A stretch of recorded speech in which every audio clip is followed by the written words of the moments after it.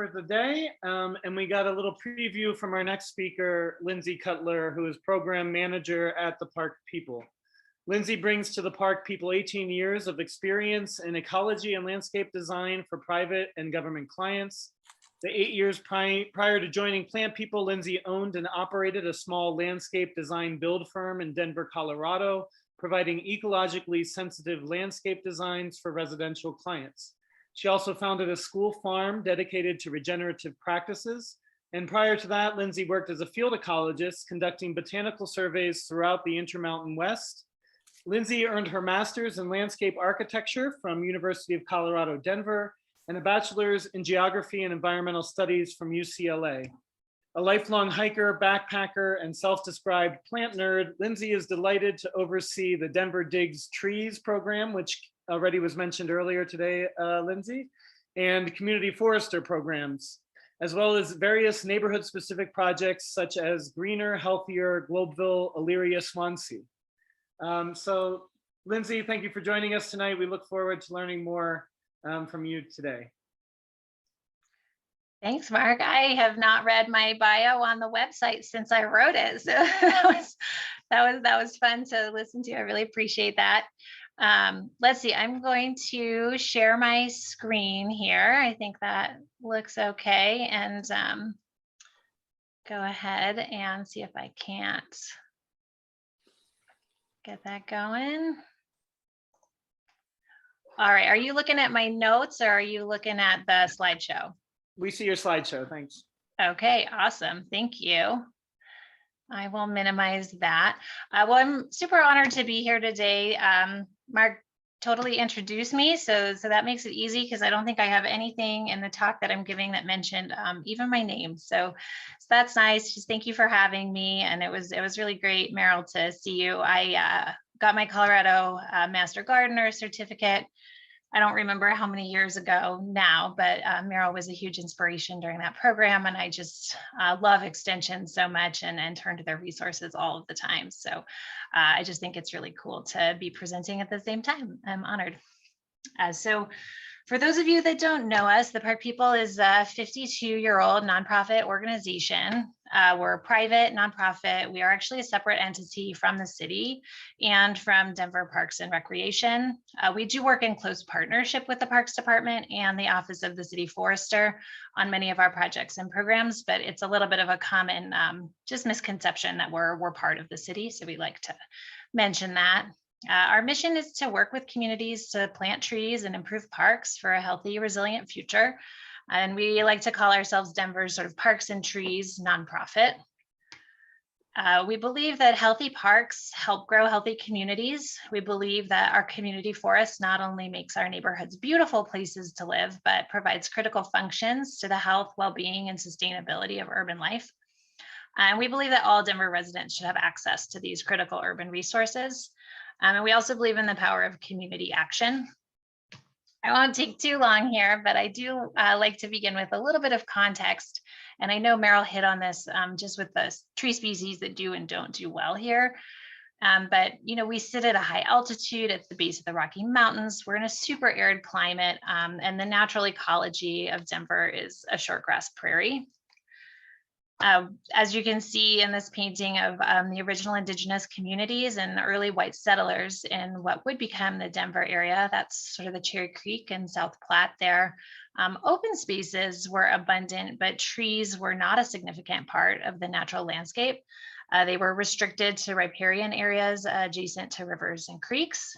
And so, of course, that's where we see most of our native species growing today. White settlement of the area brought about the growth of the city, industrialization, which was made for what was described as a thriving but ugly urban experience. And I think this picture was taken somewhere in the vicinity of the Valverde area today. In the early 1900s, Mayor Robert Speer began aggressively creating a system of parks and parkways, planting trees to bring beauty, recreation, clean air, and flood and fire breaks to Denver neighborhoods and make urban life more livable.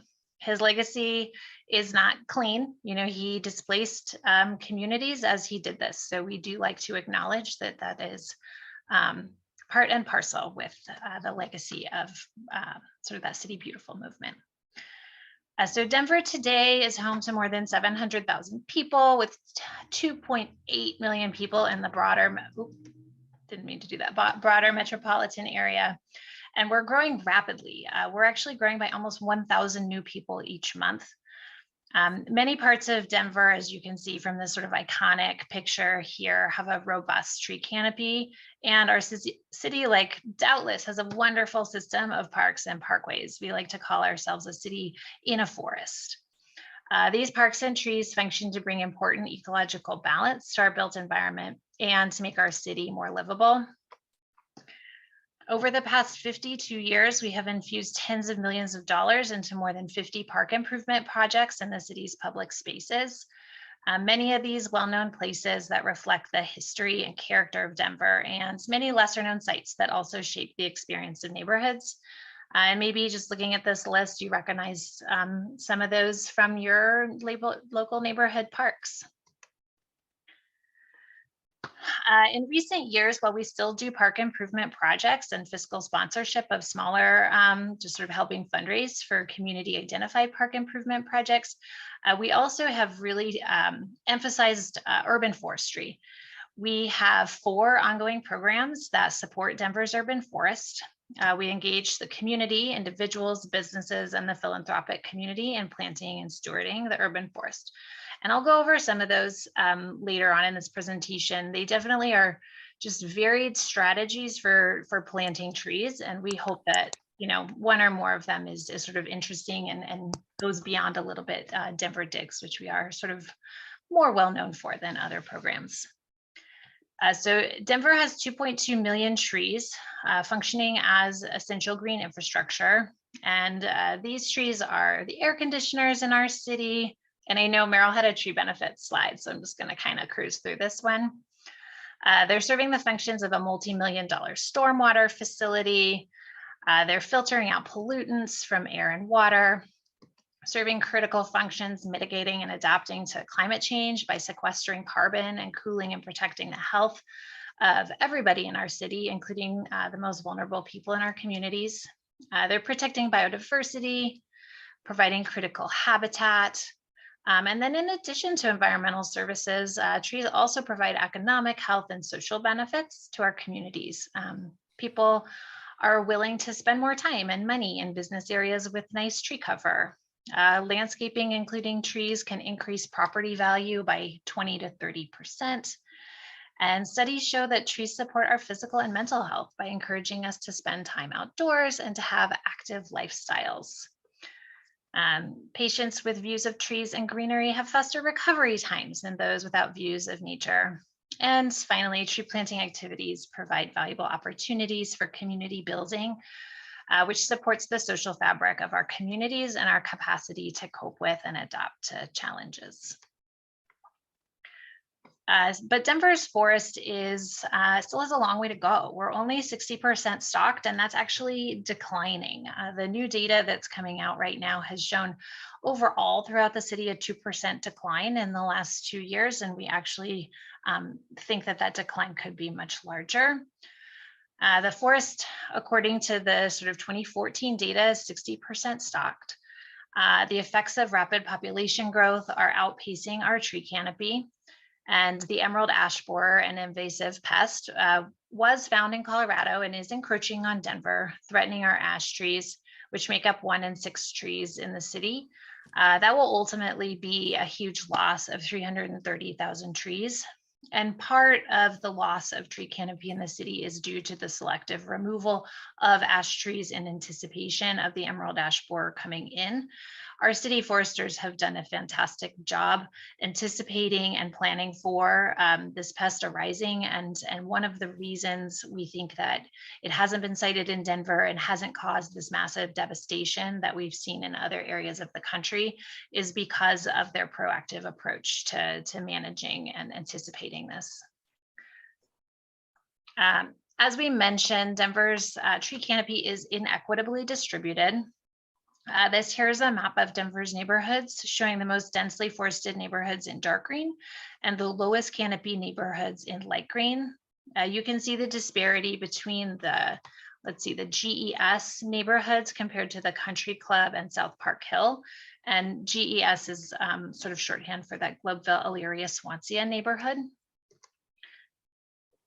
Like many urban areas, we also see that with the exception of a few outliers, the wealthier neighborhoods, which have the big dollar signs, also tend to have more trees than the low income neighborhoods, which are the small dollar signs. And this relates to a history of infrastructure and policy decisions, displacement of people, and continued disinvestment in neighborhoods. Here's that same map overlaid with data showing urban heat islands, the absorption and retention of heat by the built and paved surfaces of our cityscape.